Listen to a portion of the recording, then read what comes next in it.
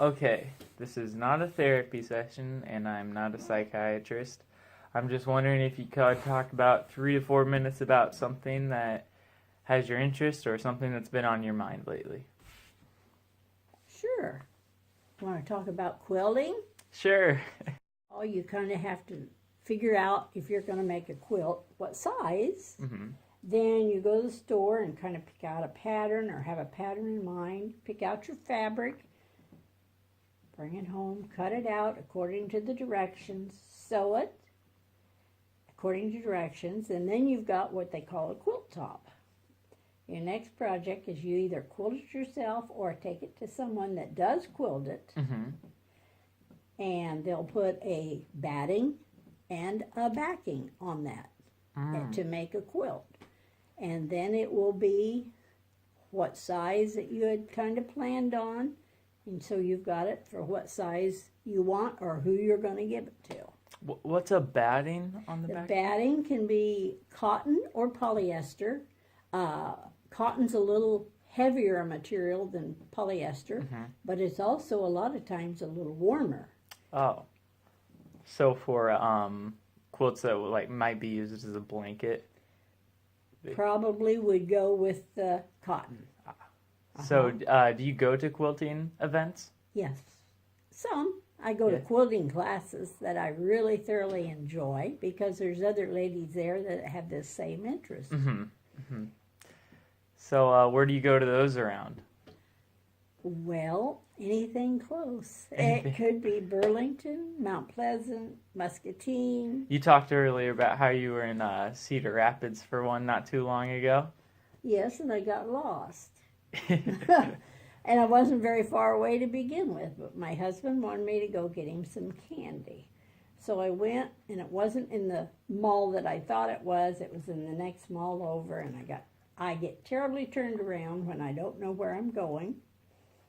Couldn't get my navigator to work, so I just drove a little bit until I got back on track, and I was just fine. But you said it was dark out, so yes, I mean... It was cloudy, I couldn't tell one direction from another, and so... 8 out of 10 people would have got lost in the dark. I know, I would have. There's not too many square streets in Cedar Rapids. They're kind of like on an angle, and I wish that doesn't help.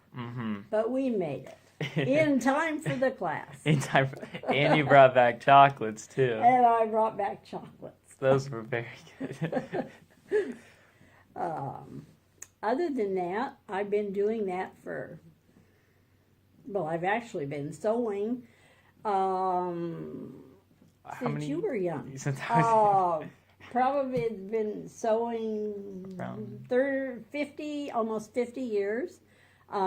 Probably the most extensive, the most time-consuming thing I did one time, I made a suit for my husband with a vest. It was a three-piece suit, had lining, interfacing.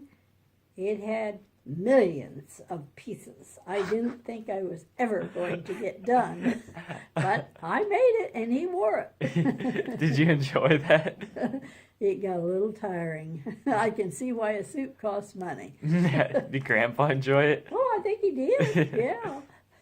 Yeah, he should have. It took millions and millions of stitches. Yes, you're right.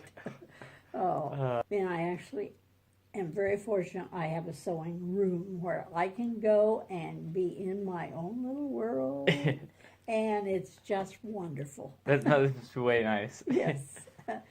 So...